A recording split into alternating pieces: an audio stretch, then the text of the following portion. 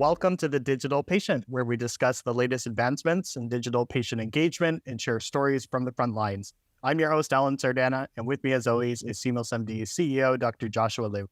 Today, we're joined by our very special guest, Chero Goswami. Mr. Goswami serves as Chief Information and Digital Officer at the University of Wisconsin Health System. He is an innovation and transformation leader, a catalyst for change, and a true business partner with an objective to align technology vision, strategy, direction, and roadmap with business mission plan and objectives. Mr. Goswami, Chero, welcome to the show.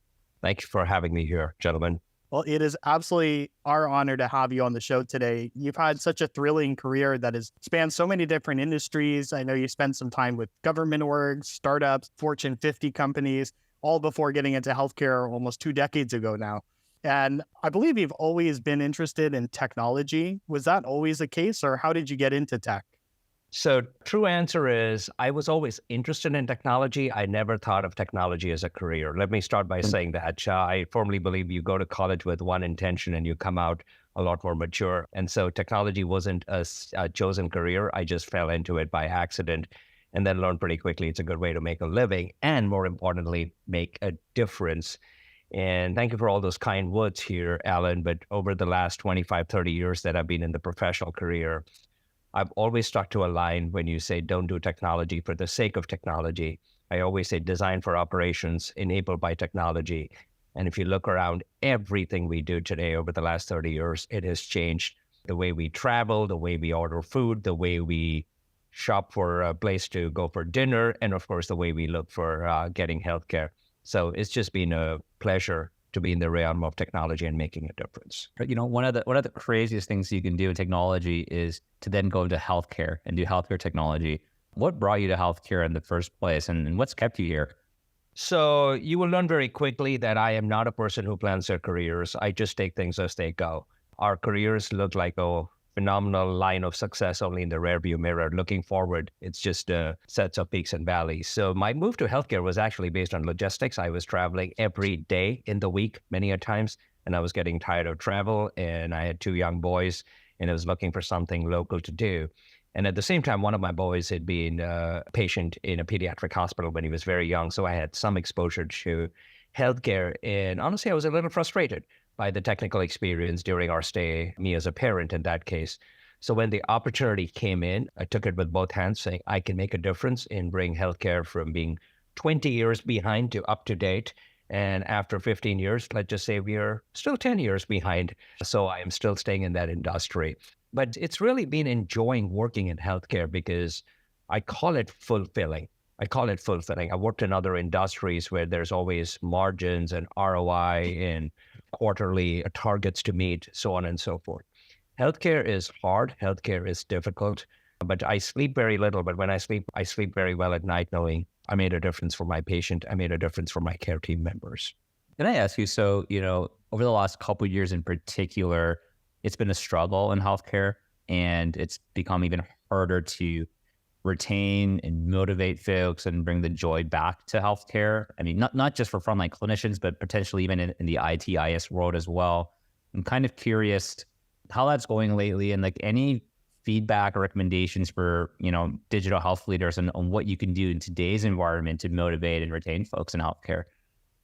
So Josh, I would say I'll get a little provocative over here. When I look at our top 5 issues that are challenging us today, I can't remember a last time in healthcare where we said, oh, we have a workforce surplus. We have so many nurses or so many providers, we don't know what to do. I don't remember ever a time having that. I don't remember a time where we said, oh, we have supplies surplus. We're always complaining, and appropriately so. Cybersecurity, we had issues. The issues have become bigger and broader over a period of time. The real opportunity or the challenge is the way we expected to solve those problems for the last 30 years. It's not going to work anymore, because what we said was we have a demand problem, so let's just keep increasing supply and we will catch up. This is not going to work. There are certain jobs that are just not going to come back into healthcare because people have found a different way to make a living, whether it's driving an Uber car, doing TikTok videos, or dropping food off. They are making more money and working less stressful hours than certain jobs in healthcare. So we just have to find a different way to solve that problem. That's the first step to solving any problem, right? To say we have a different problem in this case. So I would start with that to say what worked in the past isn't going to work in the future. I love that. Another way of saying, what's got us here isn't going to, get us to the next place. And I think you brought up a really good point about we could just try solving the problem the same way. If we think the solution is just hiring more people, where supply doesn't exist, we're going to end up in a bad place. So like almost like reframing it from first principles of like, well, how can we solve the problem today? What are all the possible solutions, and not relying on what's worked to get us here? It makes a ton of sense. So, Chero, I know you're on the side of consumer in the patient versus consumer debate. Notably, you've mentioned that the healthcare journey starts well before one becomes a patient. So that makes a lot of sense to me. I'm curious, how does this perspective influence the way that you and your team approach your work? So I think it's more of a lens when we say a consumer versus a patient. And put it very simply, I would say every patient is a consumer, and it's a matter of time before every consumer becomes a patient. So if you think of our ecosystem, all of us, you, Joshua, myself, at some point, we've all been patients. But I don't think very often we get up in the morning and go, oh, today is a great day. Let's go to a hospital and be a patient. No. So more often than not, the other 361 days of a year, we're consumers. And if you really look at our industry, we are also shifting from the word healthcare to the word health. If I take good care of you, Alan, chances are you will never need my care.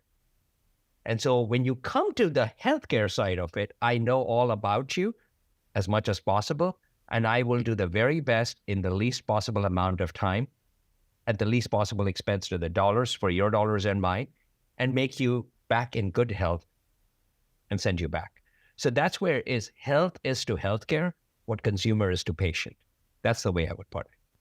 And so I'm kind of curious. So like, I guess patients are so used to, being called patients because they often, to your point, only come to, your health system when they feel ill. I guess, how do you think about what you should be doing to engage with them while they're a consumer? Are there like 2 or 3 major strategies or initiatives that you're focused on lately?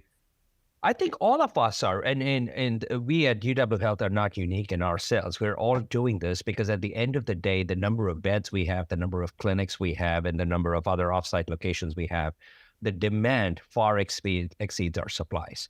So if you really think about the tactical stuff that we are all trying to do, wellness, how many institutions are talking about now wellness, both for their care providers themselves, who also happen to be patients occupying the same beds sometimes, but also for our providers. And so social awareness programs, social determinants of health, that has become such a key word, but a very less understood phrase in our industry. So how do we take care of our facets of our organization and our communities in which we live and serve so that we do our very best in keeping them out of our beds and our clinics? And then once they are here, again, this is where I take a lot of pride in saying that we are not a technology shop. We are a healthcare organization first. Technology is not the answer to everything. Build in empathy, understand the patient first, connect with the patient, treat the patient with the use of technology as appropriate, and then discharge the patient and use technology to ensure the monitoring and the well-being of the patient is taken care in where the patient is most comfortable. In other words, their own house or home. So those are little ways, but they all add up. So you brought up a great point that I feel like there's some digital and IT leaders who see maybe technology as a hammer and everything's a nail. And so maybe sometimes they over-index on, let's find a way to use tech to solve every problem in the health system. You mentioned that, you don't think that way. You're just trying to solve the problem however best it's solved. I'm curious, do you look at through the lens of, hey, let's find any other way to solve this problem without technology first, or how do you think about that? So I'm not a carpenter. Let me start by saying that. But a dear friend of mine taught me many years ago, even a hammer has 2 sides. Unfortunately, we forget that thing, right? So once in a while, you use a hammer to pull a nail out. So as a leader, if you use that push-pull approach, even a hammer is a good analogy. But I just took the opportunity to remind people that a hammer has 2 sides that sometimes we forget. Having said all that, I would again go back and say, technology has a place. Technology definitely has a place. And I would always ask the question, just because you can, doesn't mean you should. Would you like it if you or your loved one go through some form of a lab test and the results come back and the results are positive, and in this case, positive is a bad result, the technical side of it says, yeah, sure. As soon as the result comes in, the database gets updated. I write a script. It sends the results over to Josh. Would you prefer that I actually call you to give you the news and be there by you when you have actually shut down and thinking of all the things, what's going to happen to you, your family, your financial situation, your emotional burden? Would you prefer a human being on the other side to talk you through it? Or would you say, no, I am fine just getting a chatbot send me a message at 2:00 in the morning saying you tested positive for cancer? Now, people who say yes, good for them. I'm not from that school. I still believe in the human side of it. And the technology can help my care team prepare themselves to have that hard conversation with the patient. So that's the way I at least look at things. Do you foresee, I guess, and that's a great example. And I think one of the things you highlight is that there's a wide distribution of patient preferences as part of the vision that technology can be an enabler for personalizing even something as basic as preferences for communication of that type. Absolutely right. One of the other most abused words in technology is standardization. We use the word standardization as a convenience for many things. And I'm not saying it's bad, but if you really think about it, are two human beings alike? They're not. No two human beings have the same DNA. So why in the world would I think that Alan likes the same way to be communicated as Josh does? We don't have 3 team members in a team of 3 that work the same hours, or has a preference for a tool, or like the way they type, or, like the way they write or use a tablet, whatever. So why would we expect 3 patients to have the same preference? And then you compound the fact that some like, open hours in the morning for a conversation. Some prefer working in the evening. Working parents and even taking care of kids at home is a very big piece of work. They don't want to call maybe at 2:00 in the afternoon when it's convenient to us. They want to call at 6:00 in the evening so that they can sit down and consume the information and have an interactive conversation with a care provider. So yes, we have to taper down and say, where do we meet the customer versus what's easy for us by using the word standard. I love that. Another thought is that when we were talking a bit earlier about tackling the workforce challenges, one of the things I've been wondering is whether or not technology could be, and how good your technology implementation is at the health system could potentially be a differentiator in attracting and retaining the workforce. So I'm just making this up, but for example, is there going to be a point where because you streamline clinical documentation or have ways to streamline responding to portal messages or whatnot with generative, it could be so good at your system versus another that clinicians would rather go to your system because the technology experience the provider is much better? Because I don't think up until this point, technology has been a major differentiator for attracting and retaining staff. But do you think it could be? And what would make that true at some point? I think I'll use the word experience. It's a factor that drives experience. Is it the number one factor in itself that becomes a recruitment and a retention strategy? Probably not. And I would even say it shouldn't be. But the experience factor applies. I mean, all of us travel in our personal and professional lives. We all have 5 reasons why we prefer a certain airline over another. I don't think any of us pick an airline by saying, who is the manufacturer of a spare part on the left wing? I don't think so. At least I don't, and I fly a lot, So I think, but if we look to that experience and we say overall experience is good, because experience is one of those things, you never know what good looks like, but when you have felt bad, now you know what good looks like, right? And so if a provider is struggling to pull together the information while they're sitting across the patient in a 20-minute wellness visit, that reflects. And if technology can improve that experience where the provider is actually treating the patient versus finding a field to type in data, I think that makes it for a better experience. So yeah. I call it an enabler. That's why, for that very reason, Josh. Makes a ton of sense. Yeah, I love that. So actually, Chero, I wanted to ask you, you brought up earlier in the conversation, one of the initiatives of a hospital at home, or, where the care is at home ultimately for the patient. That's where the preference is going to lie. You've also mentioned this great vision in the past around the idea that one day it could be the patient is ready to see the doctor now, as opposed to the doctor is ready to see the patient. How do you envision that future? Like, what are the steps that we need to take to get there? So first, I will credit is due where credit is due. That is not a line that was coined by Chero. That is a line from one of my ex-BJC colleagues back in St. Louis, who I have a lot of respect for.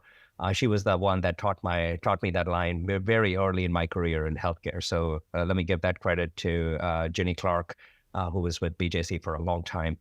Having said that, it's a mindset, right? It's a mindset, and it goes back to Alan what I said before. Patients don't choose to fall sick at a certain time. Yet, it is upon us to treat the patients when they are sick, not just when we have an availability or a slot. Now, that's unfortunately not the way the economics and logistics work today, because at the end of the day, we have only so many schedules, so many slots, so many clinics, so many providers, and so on and so forth. But if you start working backwards and you say, how do I take this to say the patient does not have to come to my clinic to come through, to be visited? Because for a 20-minute visit, the patient sometimes has a 3-hour experience. By the time they dress up, they drive, they park, they get lost, they go to the wrong building, they get to the right building, then they wait for 20 minutes for the 20-minute appointment, and then repeat the process. So the waste and waits in that ecosystem is about 80% of the time for a 20-minute visit. And the answer to that is not just telehealth, that's a buzzword. But how do we shift this to say, let's make this happen? Telehealth may be a solution. Another one I'll tell you, readmission rates. It's a big deal. And a lot of readmission rates happen because patients either tend to forget or in many cases cannot afford to take their medications, or they run out of medications and they don't have the time to send through. Simple checks and balances in reminding the loved one of a patient to, hey, by our records, you should have ordered for the next set of doses for medicine for your patient. What's going on over there? Those little things have a positive impact, positive in this case being good, impact on the patient, and positive impact on our providers who are also burnt out. And also, we don't have beds in many cases to take care of those patients when they come in through the ED. So it's that shift to say, take care of the patient when the patient needs them versus waiting for them to show up at a door, at a clinic or a hospital to start the care process. I love that. Chero, another thing that you've mentioned in the past is this idea of service excellence, and you exude that characteristic. Really, the combination that you've mentioned is a combination of grit, grace, and gratitude. Those are the 3 G's of service excellence, according to Chero. I'm curious, how do these principles impact your team and yourself, your work, and maybe what are 1 to 2 effective strategies you found to really sustain that spirit among your team? I'm laughing because when you called it 3G, I think I came up with that maybe 8 or 9 years ago. So maybe I could move up to a 5G right now, given where the rest of the world is. But in keeping things simple, which has always been my principle, I came up with that purely by accident. But the purpose behind that, the thought process was grit. If you think of the word grit, I always say in our roles, where we are in the spectrum in healthcare, we're not going to get the easy problems. If it was easy, it would have been solved. Don't look for the easy ones. That was 20 years ago that we did in our careers. But in our roles where we are in the positions that we are privileged to serve, we get the difficult ones. So you need that tenacity. You need that grit to see it through. I often start a meeting by saying, there's no parking lot in this meeting. We got to solve it. No one's going home. And I don't mean that as a punishment, no one's going home. But, if a patient doesn't get to go home for a long time, it is upon us to find a solution to the patient so that the patient gets help. That's the purpose behind the word grit. Grace, every one of us has a hard day, a bad day. And I would say in the last 3 or 4 years, we have probably had just as many bad days as good days. And we are frustrated. We are humans. But we always remind ourselves, at least I choose to remind everybody around me, that our worst days are better than some of the best days that our patients have. So as hard as my day is, don't show it to your patient. Keep a smile on your face because all they have is hope. And when you turn grumpy, you've stolen hope from them. So that's the grace aspect. And gratitude is the simplest, yet the most hard. Nothing we do it by ourselves. It takes an army, it takes a village, as the line goes. And sometimes it's the ones that we don't even think about are the ones that really help in the ecosystem.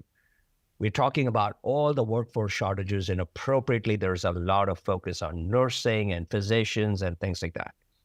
We have to remember that there is a department called Environmental Services. If EBS doesn't feel appreciated, then they don't turn over the bed fast enough for that next patient to be moved up from the ED. So we have to appreciate every member in our ecosystem, and that's the gratitude aspect. Chero, that was awesome. I don't know about you, but I'm happy to stay on 3G. Well, I think we'll make a decision. No commenting needed for this one. So I love that. I love that.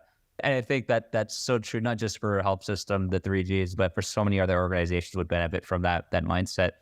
You know, one of the things I've heard you say is that you tell your IT teams, vendor partners can help us, but IT must take ownership of the outcomes.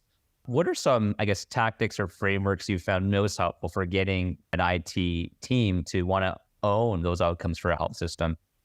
So I would say this also goes back to industries beyond healthcare. And I don't know where it started, but we tend to name our projects using the names of the vendors. And I'm not going to call any vendor out, good, bad, or otherwise, but if you close your eyes and you think about it, there is a product or a project in your portfolio that has a name of a vendor. You know, whether it's your EMR vendor, or your ERP vendor, your CRM vendor, and so on and so forth. And inadvertently, what happens is when you walk the hallways and you see people struggling with the technical aspect of it, putting in an order or approving a rec or whatever, and you say, what's going on? They're going to say that vendor name isn't working. Okay, just call it XYZ isn't working. And what that happens then is we all tend to point a finger and say the vendor needs to fix it. So personally, I think that's an accountability issue. It's an accountability issue. Does the patient really care if my EMR or ERP product isn't working? No, the patient cares, back to that word, experience is a good one, and I own the outcome. And those are words that I use, that the vendor owns the output, I own the outcome. And my outcome is a good experience for my providers and my patients. And so that speaking about the vendor using a vendor name is, to me, a little bit of deflection of accountability. And when you change that to say, no, I own the outcome, it makes a difference. It's uncomfortable, but again, as the line goes, be comfortable in being uncomfortable.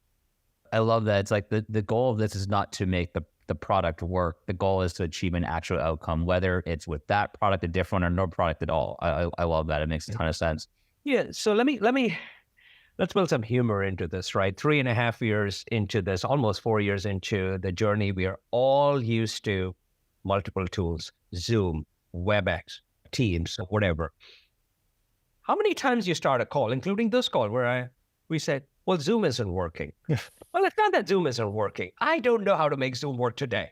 Let's face it, that's my real problem. It's the human element, right? But we tend to blame. It's human. It's not wrong. It's human. But when you change that paradigm shift, you take the accountability. It makes a difference. I should have taken the accountability of testing out my Zoom connection before calling up Alan and saying, I can't get on this call, right? That's a Chero problem, not an Alan Zoom problem. So, can I add humor to your example, Chero?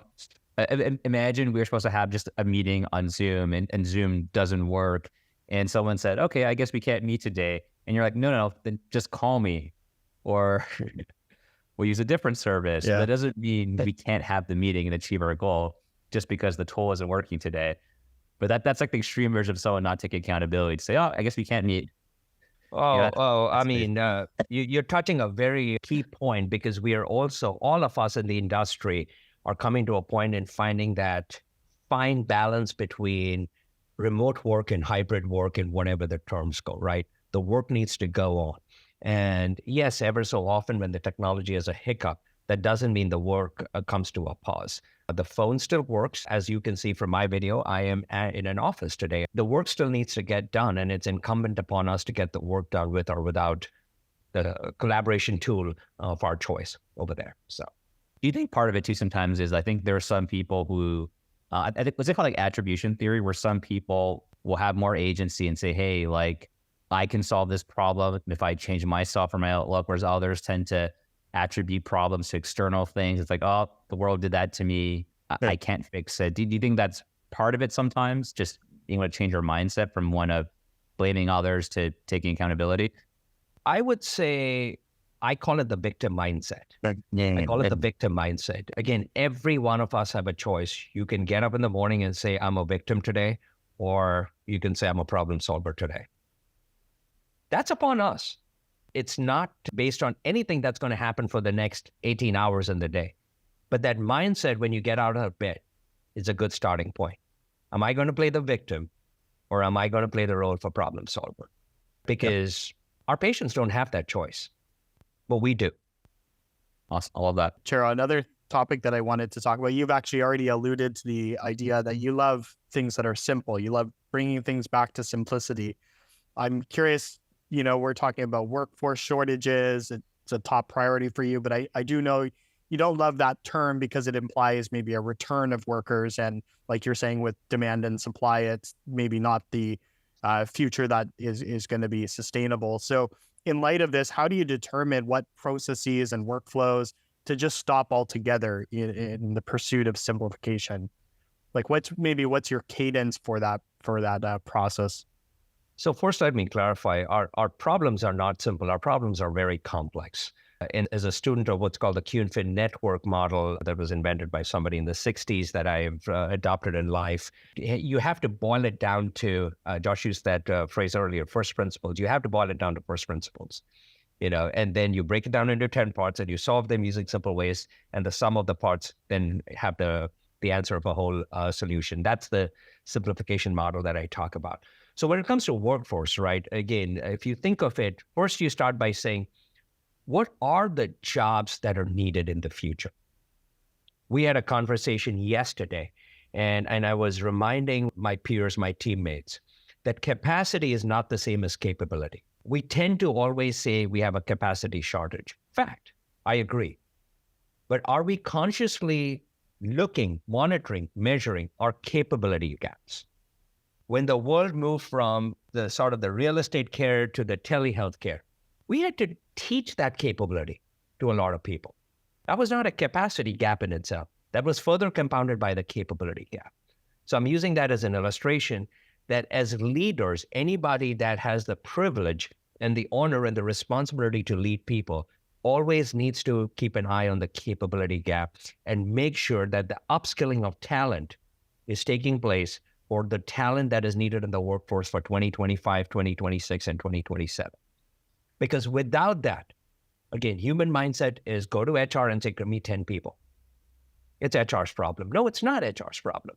It's our opportunity as operational leaders to define that capability that is needed, train our staff to get through that and get to that point. Okay. So that's one piece. The other ones are, again, it's very easy to say, let's stop doing things. We're not good at stopping things. But at some point we have to look, can we optimize certain things? Because we all tend to say our clinics are going to run Monday to Friday. We all tend to say our discharges are going to happen between the hours of 10 and 12. I'm generalizing here, but you get the gist of it. Versus how do we spread the load? How do we spread the load? Because healthcare is working 24/7. Most vendors will give me a contract to say, you can call us 1-800, name your vendor between Monday to Friday, 8 to 5. I'm like, wow, if only I could put that for all my patients to say fall sick only between the hours of Monday to Friday, 8 to 5, the world would be such a happy medium. No, we're all in this together. So you got to spread it versus having those very narrow and steep peaks at certain days and certain hours of the week where you have to, deal with the stuff over there. And at the end of the day, we will always have a shortage. I can tell you that. We will always have a shortage. Demand will far exceed supply all the time. The question is, how do you manage it and make it least painful, with every passing day? And it's almost like you have to accept that this is the reality we live in. Yes. So as a student of science, let me tell you why. And again, I learned this from somebody else. If you look at our lifespan in this country, it's going up significantly. With every passing decade, we are adding a couple of years to the average lifespan of the general citizen in the United States. So if you look at that line, it's going up.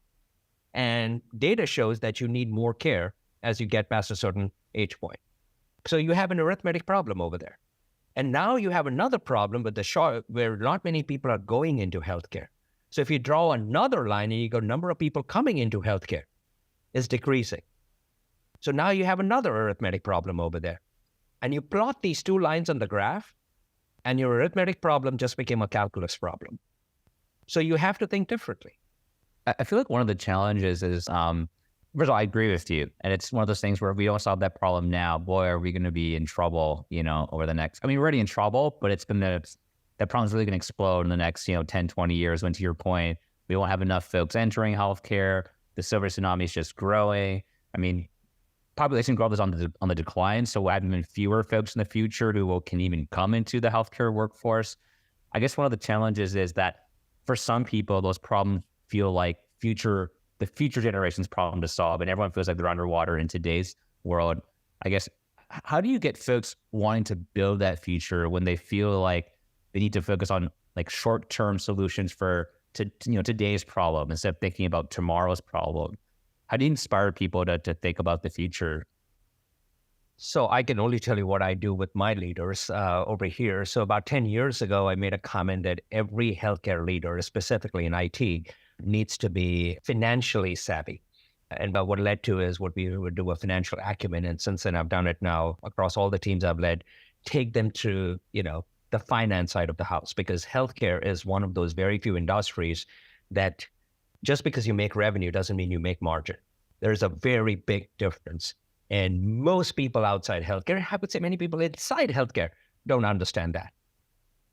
So you need to be financially savvy. And in 2022, I started saying every healthcare leader needs to understand economics. Mm-hmm. This is an economics issue, not just a finance issue anymore, for all the reasons that we talked about. Because at the end of the day, you have to manage within the economic environment and provide healthcare. The government's not going to give you billions of dollars more. The payers are not going to give you billions of dollars more. Who owns the responsibility? Who is accountable when a rural safety net hospital shuts down and all their patients come over to another hospital? We don't have an answer, but we have to take care of those patients. So you might as well start thinking the economics of the ecosystem, because knowledge is power. And when you have more people who have the knowledge rather than just expressing opinions to solve a problem, at least you have an army now of experts. Yeah. And then onwards, then you work together to start working towards the problem. But the first piece is knowledge. It's knowledge. Yeah, I love that. That goes really hand in hand with one of the frameworks I've heard you talk about in the past around the decode journey, or the data to information to knowledge to then outcome. I'm curious, how would you advise healthcare organizations and IT teams to really ensure that they're traversing that journey effectively, ultimately measuring value after a project goes live? So, Alan, I used the word outcome before too, right? It's all about the outcome, right? So we tend to measure data. You got to measure outcomes. And it's a very key difference, right? Because gone are the days where anybody is saying, hey, I got 7 data centers, how many do you have? Or I have 12 petabytes of data, how many do you have? Nobody cares about those anymore. And unfortunately, you can't measure information or knowledge. So it comes down to outcomes. I'll throw another word that we use a lot: governance. Governance. How many billions of dollars have we lost in the name of data governance over the last 25 years? Are we better off or not because of that? I'll let every individual be the jury of that. But how can you govern when you don't know what you're governing and what is the outcome? So when you start thinking of outcomes, whether it's preventable harms, whether it's length of stay, whether it's left without being seen in the ED environment, whether it's AR days, I am using operational outcomes. And then you work it backwards. Think of it as a fishbone diagram and say, if I have to impact this outcome, what are the 10 drivers? And each of them has another 5 enablers, and you work it back. And then you say, this data matters. In healthcare, we capture a lot of data because our mindset is just in case. Versus if you tend to say just in time, and this is how I'm going to influence the outcome, we become more efficient. So while the decode journey, which was also coined with a peer of mine back in the day, is more of a philosophical approach, it starts by saying, if you're not influencing an outcome, then ask the question, why am I doing this in the first place? And if the answer is because somebody told me to do so, well, let's go back and ask that question again.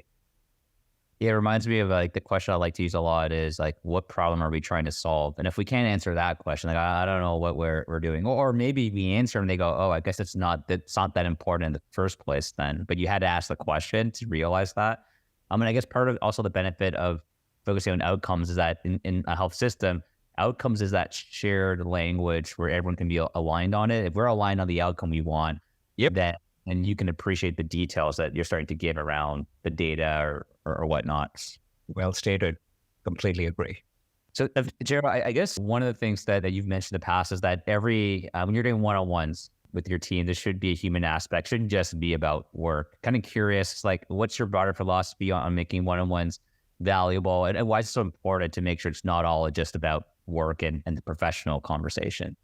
So I would say if you treat a person as a person, you have a higher probability that you can influence the person to be a better professional. It's just my philosophy. And the positions where we are, I rarely talk about projects in my one-on-ones, rarely. There are different forums, whether you call it the portfolio management group or the look back times that we have times through the month to do that. But if I don't take good care of my leaders, then my leaders are not going to take good care of their people, and their people are not going to take good care of the people, which means all the projects are then going to fall by the wayside. So one of my primary responsibilities is create an environment where my people can work at their highest form of their license for the most amount of time that they're dedicated to the mission of the organization. And especially in a day and age where stress is pretty much at an all-time high in the healthcare industry, you have to make sure that we create an environment where the individuals feel vulnerable yet secure to share their concerns, their threats, their fears with you. Because if you know about them, you can do something about it. If you don't know about it, then you're flying dark without a radar. And so today I have 2 one-on-ones, and the conversation is going to be about what are we expecting at the end of the year? What are the goals for 2020? Individual goals, not project goals, nothing like that, but individual goals, life events. We're all reaching that point where we have aging parents or young kids or certain things. We all have a life. How is that influencing work? And it's important for us to know that for every one of our team members. Because as I always say, you can leave your work when you go home. But when you have a bad day at home, it is almost impossible not to get it into work. And you just have to find that happy medium where you accommodate that. So you have to take very good care of your people. I love that. Actually, I did read, I think you've started an initiative called Coffee with Chero, which is pretty intriguing. I'm curious, how did you come up with that idea, and what's the impact been from the Coffee with Chero series? I actually have one tomorrow morning. So I don't even know how many years I've been doing this for a long time. Let's put it that way. And Coffee with Chero was just a simple way of get to know Chero the person. In our industry, I would say in any industry for that matter, sometimes people look at the title. People look at and say, you're a suit. I mean, that's the word that people used to say, right? You're wearing a suit, you're wearing a tie, you're a management, you're a higher up, blah, blah, blah, blah, blah. Honestly, I find it disgusting. In fact, the joke was once upon a time when I said, who are you? And I said, I'm Chero. Someone asked me, what does it stand for? And I had to say, well, that's my name. That's not a title. But the Coffee with Chero started with let's know each other. Let's just find out about the person. And the way I do it is I try to keep it between 8 and 12 individuals. Back in the day, I used to always do it in person. Now it's virtual. And I don't even pick it up. My leaders pick it up. And so I have 8 or 12 individuals from various segments in my organization, randomly picked up. As of this point, less than 24 hours before the next coffee session, sure. I don't know who I'm talking to or listening to, as I should say. When we get together, we just have a conversation. And I always start with 2 rules. 1, there are no rules. We can talk about anything. 2 is, whatever we talk about as part of the first rule, keep it in the context of the conversation. Don't go and start another room. Okay. With that, any conversation is valid conversation based on everything that we talked about, right? People have stress. People have little moments in life that they want to share. People have concerns. Knowledge breeds confidence. Silence breeds fear. And so when you start talking to individuals and they ask you questions, And you answer, and sometimes the real answer is, I don't know. I really don't know. What do you want to do about it? Let's go out and find out together. They will appreciate the vulnerability. And so that, I will say, that is often like one of the top 3 meetings every week I look up to, because it just allows me to be a human being. That's awesome. I love that. I'm actually impressed that you're able to do that with 8 to 12 people at a time. That seems daunting to me to be able to, and I'm seeing a lot of them you don't even know, right? For the first time, even sometimes, I'm guessing. Yeah. Again, we at a big organization, sometimes it takes you 3 to 4 years before you get through everybody at that frequency, right? But it's a nice way because it also becomes a sort of, we all do employee engagement surveys. To me, that is actually a more real-time employee engagement survey as to what's on the pulse, what's on people's mind right now. So, yeah, same. Well, Chero, just being mindful of your time, let's flip over to the Fast 5 lightning round. These are 5 rapid fire questions for you. The first question is, what is your favorite book or book you've gifted the most? I don't know if I've gifted a lot of it, but I would say I read this book maybe about 2 years ago. It's called CAST, C-A-S-T-E. It's by Isabel Wilkerson. And I would highly recommend it for people to read. It's a nonfiction. I read a lot, but this one's a nonfiction. And it talks about racial segregation across 3 different countries, across 3 different continents, across 3 different centuries. So it was one of those books that made you angry, made you frustrated, made you vulnerable, and also taught you a lot of things, or at least taught me a lot of things when I thought I knew everything about diversity, equity, and inclusion. Sure. So, love it. Question 2, who is a person either dead or alive you'd love to meet? Steve Jobs. Steve Jobs. Yeah. And not for just everything he did with Apple, but I'm a student of human-centered design. Again, back to that word simplicity. I always say, if you give me a manual, you've already lost me. And, just his obsession with design is something that I have adopted a lot. Yeah. Question 3, would you rather have super strength, super speed, or the ability to read people's minds? I'll take the last one. Okay. A follow-up question, though. What if you couldn't turn that power off? Say that again? What if you could not turn the power off? So you're always just reading people's minds, even if you don't want to. 1, I would say that's a nice problem to have. 2, I would say, there is such a thing called selective amnesia. So, we'll have to, let's just say we'll cross that bridge when we get to it. So, love it. Question 4, what is something in healthcare you believe that others might find insane? It's the only industry that I know where your customer doesn't get up in the morning and says, I want to come and visit you. Yeah. It's very true. Last question that we have, if you could travel back in time to any event or moment, what would it be and why? I don't know if this meets the intent of your question, but I would have loved to fly the Concorde between New York and London. It's a silly answer, but somebody who just flies a lot, that was on my bucket list, and I kicked myself for missing that chance. So, yeah. Oh, that's great. Well, thank you, Chero, so much for taking the time this morning to meet with us and share some of your wisdom. That's a wrap for this episode of The Digital Patient, hosted by CMOS-MD. You can follow us on Twitter at CMOS-MD, and if you'd like the podcast and you want to learn more, visit www.cmos.md. Chero, again, thank you. Thank you for having me over. Happy holidays to both of you and everyone listening to this podcast.